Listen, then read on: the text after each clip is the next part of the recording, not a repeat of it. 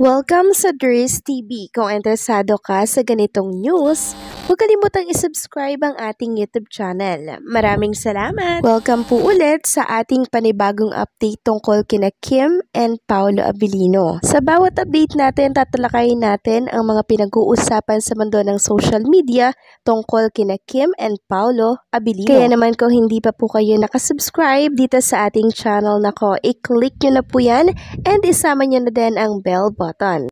So ayan, welcome back again sa ating YouTube channel mga kakimpaw. And sa update natin ito, ang pag-uusapan natin ay tungkol sa mga importanteng kaganapan kina Kim at syempre kay Paolo Abilino. So hindi pa rin po natatapos mga kakimpaw ang pagbate kay Chinita Princess para sa anniversary niya sa showbiz. And eto nga po, may bago na namang nirepost si Chinita Princess sa kanyang ex account. Sabi po nitong Jay, happy 19th anniversary in the showbiz industry, Kimberly.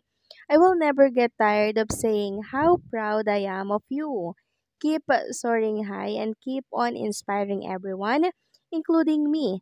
You are blessings to many people. I love you. At ang naging reaction nga po ni Chinita Princess dito ay, ow, tapos my heart dyan. Grabe yung 19 years anniversary ni Chinita Princess, 'di ba? Ang layo na po ng nilakbay ni Kim Chiu at ngayon sobrang sulit naman kasi successful si Kim Chiu sa kanyang showbiz career. Sabi nga po ni Johnny dito, happy 19th anniversary our Queen Kimberly Zuyap Chiu. I've been a silent fan since your PBB days. I've admired you acting skills since then, but because of Kim Pao, I've come to know you, understand you, and love you more and more deeply. Wishing you many more projects to come as long as you want them, and you know that we will never get tired of supporting you. 101% we love you so much, Kimmy. Cheers to 19 years. PS, sharing this mabilisang video edit ng roles mo for your teleserye over the years. Sana wala akong na-miss.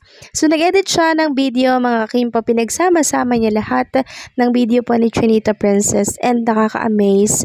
Sobrang husay pong mag-edit nitong si Johnny and hopefully mapansin ito ni Chinita Princess. So, marami pang bumate mga kakimpaw dito sa X and talaga namang nakaka-touch yung mga mensahe nila for Chinita Princess. And I'm sure lahat yan binabasa po ni Kim. And for sure, hindi rin po papalagpasin ni Paolo Abilino ang aniversaryong ito ni Kim Chiu sa showbiz industry.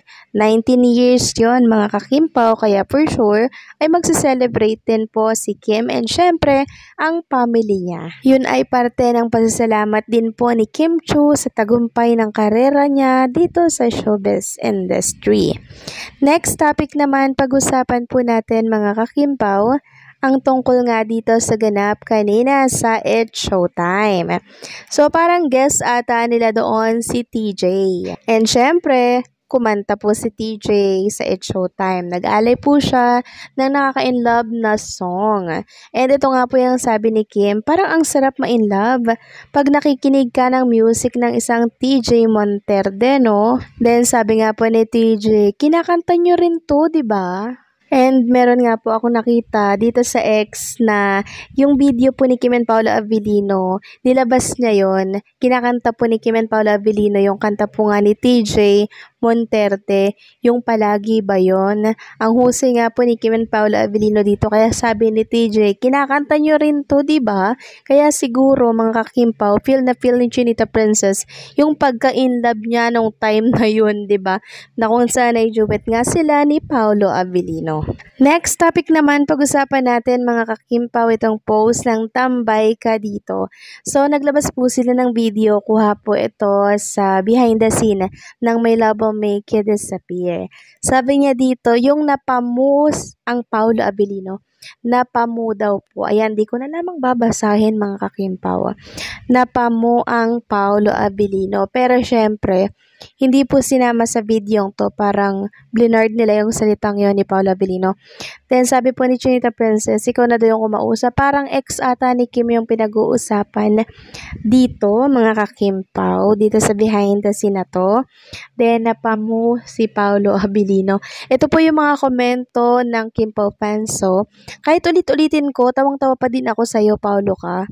Then sabi pa ng isa, ang cute nila, pwede nga silang mag-asawa yung kaya ni Mr., kaya ni Mrs. Sana may sitcom silang ganyan. Sabi pa ng isa, naku Pao, ba't ikaw lang nakita kong nagmumu na nakaka-in love? Sabi pa ng isa, ang saya talaga Kimpaw. Tapos may nag-comment na, Mino si X.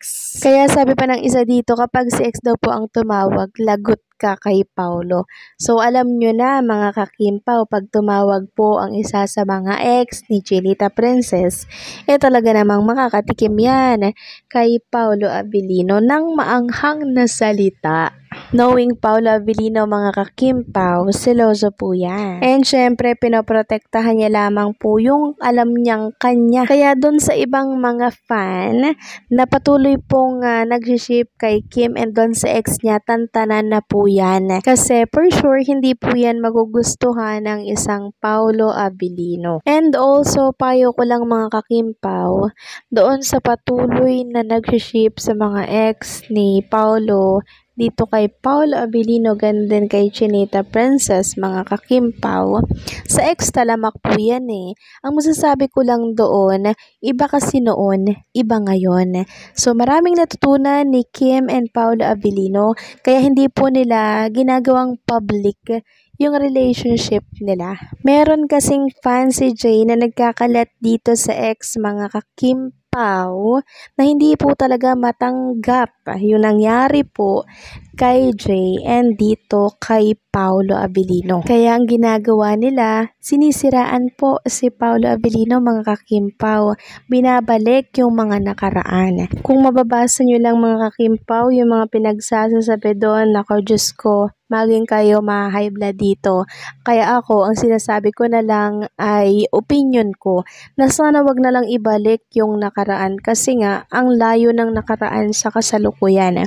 Sa present po ni Paolo Abilino and Chinita Princess, sabi ko nga, ang dami na po nilang natutunan sa mga past relationship nila.